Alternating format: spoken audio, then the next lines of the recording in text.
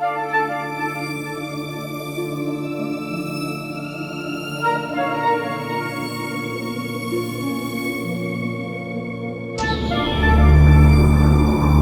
sharks of the Indo-Pacific in the Australian area of the Fort Wayne Zoo.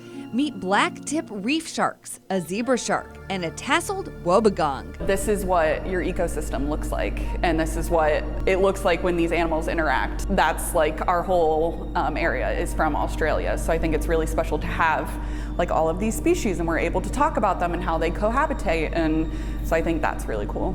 The reef sharks have called Fort Wayne home for years, but now they have new names. No longer big and little, they're now Alira and Alora. Alira, our larger female, she has 4 stripes on her left side of her fin, and then Little does have quite a different shaped like head, so it is smaller than Alira's, but Alora also has just 1 black stripe, kind of in that same area that Alira has. This zebra shark is new to town. Flauta is 2.5 years old and not done growing. She'll get a bit bigger. If you remember Valentine, she was a big girl.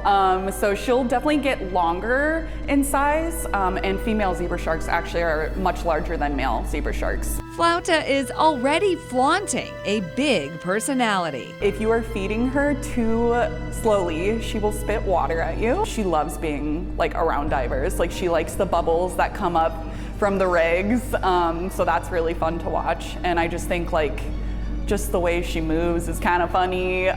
But yeah, she's really great to work with. It's been fun. It's a bit of an I Spy game to find the newest shark. Arlo is a tasseled wobbegong. We're always like, where's Arlo? Like no one ever knows. We do have a little spy glass upstairs that we kind of use to search around the exhibit, but most of the time we come down here and we try to figure out where he is because we kind of accommodate to him. So we have a lot of platforms upstairs that we can kind of walk around, and it's just making it easier to feed him off of that.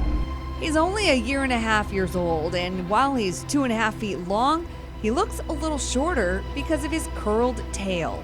He is kind of a bottom dweller, so he is on the bottom of our exhibit all the time.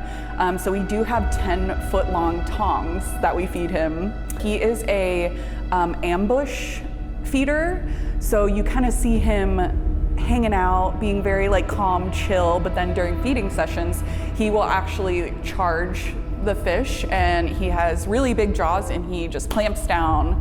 Yeah, so it's like a completely different animal.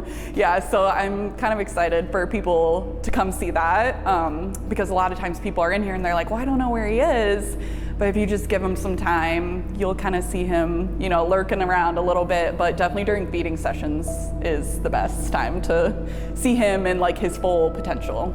Feeding time. Capelin, herring, squid, and then sometimes mussels, so it kind of depends. But we do try to enrich them as much as possible so we can make ice treats for them. Is also training time. We have a PVC pipe with a yellow frisbee on the end of it, so that's going to be Flauta's station.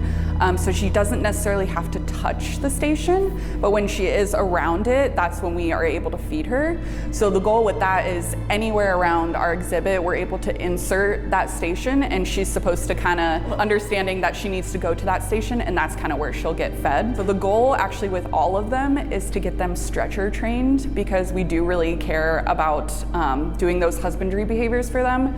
So when we're able to get them fully stretcher trained, we're able to weigh them, we're able to do body conditioning checks. The Shark Tank at the Fort Wayne Zoo, bringing the world under the Australian waters to life.